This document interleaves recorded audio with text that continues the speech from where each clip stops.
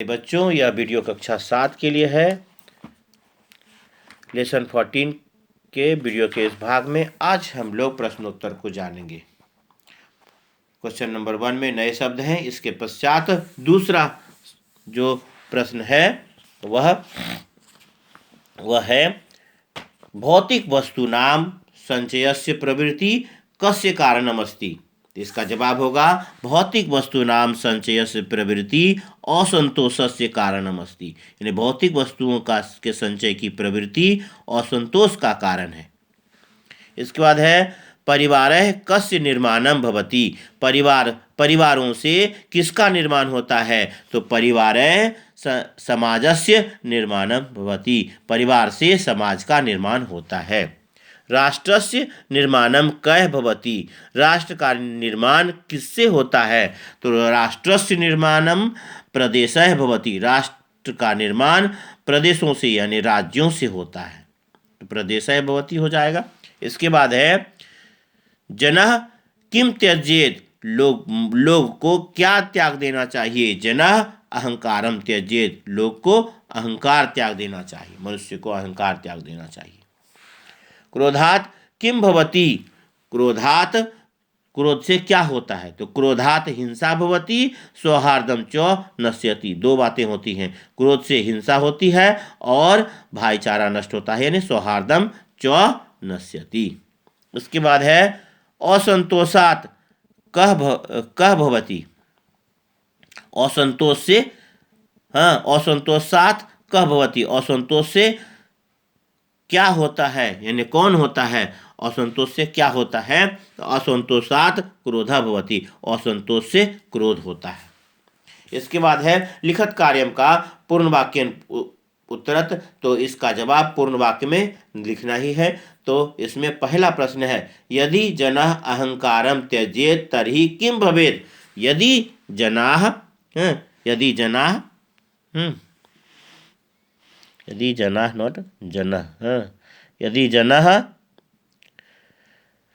यदि जनः अहंकारम त्यजेत तर्हि स्वार्थ भावनायाः लोपम भवेत्। तो स्वार्थ भावना का लोप हो।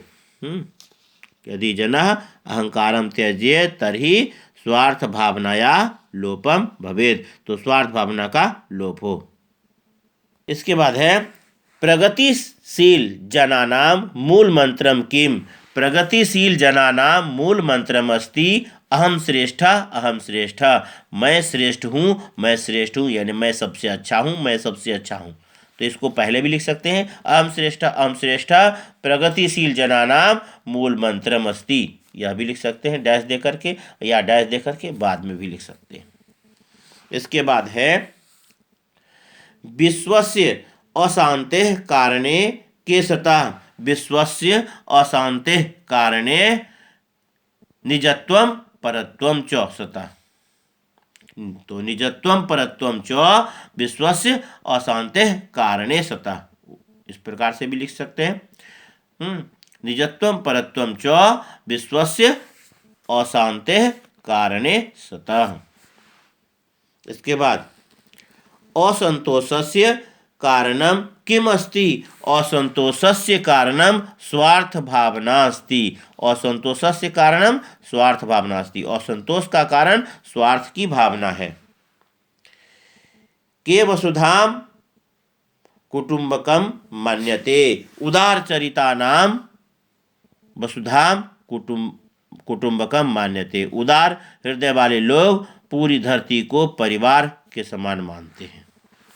इसके बाद है स्थूल शब्दों से जो बोल्ड में दिया हुआ है उसे देकर प्रश्न बनाना है। विश्वे मतलब विश्व में होता है, तो इसके स्थान पर कस्मिन होगा। विश्वे शांति भविष्यति, तो कस्मिन शांति भविष्यति, यानी किसमें शांति होती है? तो विश्व में शांति होती है, तो कस्मिन शांति भविष्यति। इसके बाद है सर्वे शांतिम वांछन्ति। सर्वे शांतिम वांछन्ति। शांतिम स्त्रीलिंग शब्द है और यह द्वितीय विभक्ति का है, इसलिए इसके स्थान पर होगा काम। तो सर्वे काम वांछन्ति। इसके बाद है राष्ट्रस्य निर्माणम प्रदेशः भवति। तो राष्ट्रस्य के स्थान पर लगाना है तो कस्य निर्माणम प्रदेशः भवति, किसका निर्माण प्रदेशों से होता है, ऐसे प्रश्न बन जाएगा। फिर है परोपकारेण सौहार्दम भविष्यति, परोपकार से सौहार्द होता है, तो परोपकारेण लगा है तो तृतीया विभक्ति यहाँ पर हो जाएगा केन, केन सौहार्दम भविष्यति, किससे सौहार्द होता है। इसके बाद है शांति कारक और अशांति कारक, जो तत्व हैं शांति कारक अशांति कारक यहाँ मंजूषा में दिया हुआ है, इसमें से चुन करके लिखेंगे। पहला शांति कारक लिख लेंगे, उसमें जो आता है क्रम से वह है सौहार्दम, करुणा, परोपकारम, स्नेहम, सद्भावना, मैत्री, यह सब शांति स्थापित करने वाले कारक यानी शांति स्थापित करने वाले चीज हैं। इसके बाद में आता है युद्ध, हिंसा, युद्धम हिंसा, चौर्य मतलब चोरी, अपहरणम, अहंकारम, क्रोध, यह सभी अशांति उत्पन्न करने वाले तत्व हैं। तो इस प्रकार से दोनों तत्वों को उसमें से चुन करके अलग अलग कर लेंगे। इसके बाद भाषिक कार्य में है, जो यहाँ पर शब्द दिया हुआ है, इसमें इसे लिखने के लिए इस तरफ के सभी शब्दों को लिख लेंगे।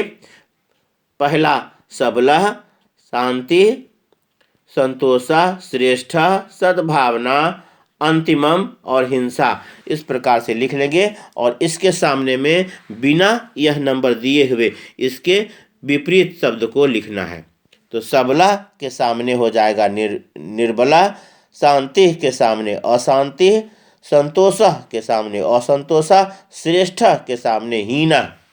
फिर है अंगा नंबर में सद्भावना के सामने हो जाएगा दुर्भावना, अंतिमम के सामने प्रथमम, हिंसा के सामने अहिंसा, इस प्रकार से हो जाएगा।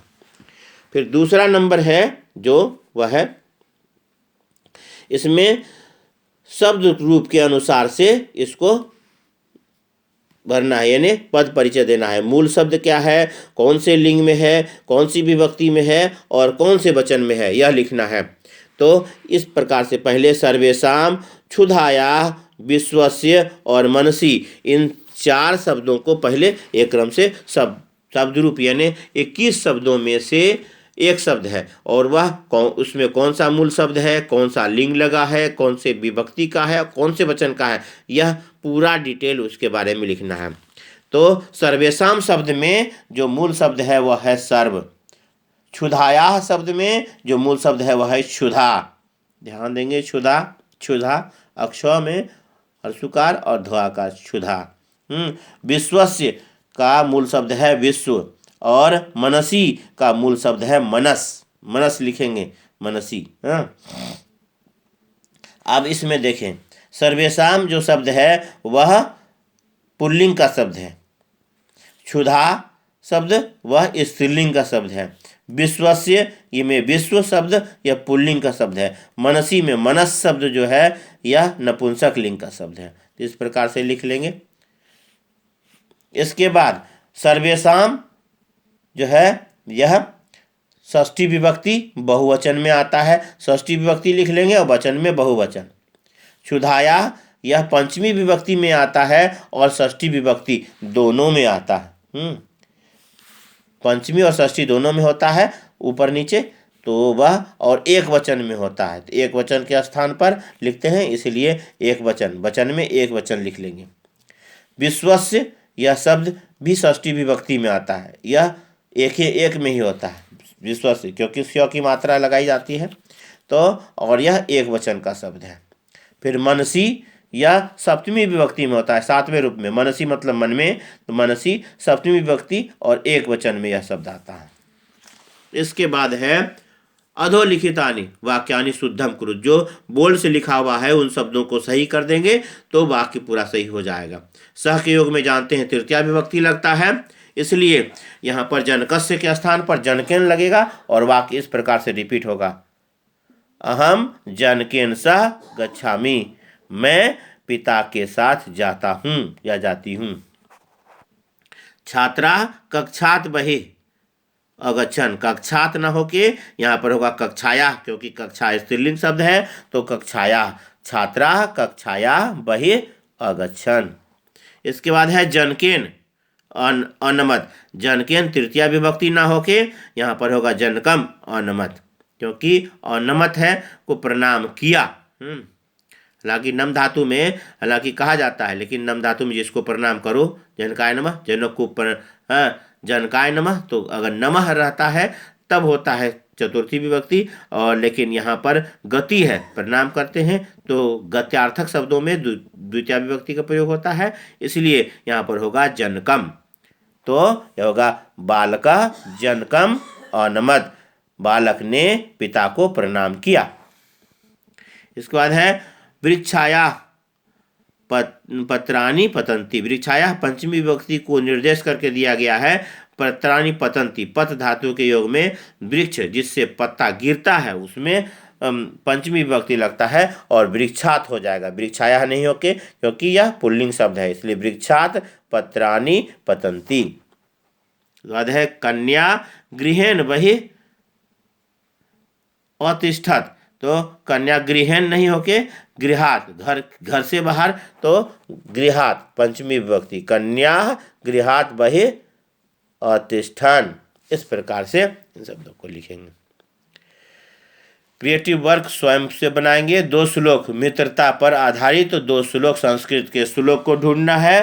हाँ, 2 श्लोक गूगल में सर्च मार के उससे ढूंढेंगे और उसको क्रिएटिव वर्क में लिखेंगे, बनाएंगे। क्रिएटिव वर्क स्वयं से, जितने भी क्रिएटिव वर्क हैं उन्हें पढ़कर समझकर, हाँ, संस्कृत के 2 श्लोक मित्रता से संबंधित ऐसा कहेंगे तो उसमें आपको संस्कृत के 2 श्लोक मिल जाएंगे और उन्हें लिख लेंगे और उन्हें अलग अलग रंगों से लिखेंगे, सुंदर से बना करके लिखेंगे। विधि लिंग के इस रूप को जरूर याद रखेंगे। पठ, लिख, धाव, क्रीड आदि इन सभी धातु रूपों को जरूर याद करेंगे। यह परीक्षाओं में संभावित है, आ सकता है। धन्यवाद। अपनी सुविधा के अनुसार से इस वीडियो को देखें और रिपीट करें।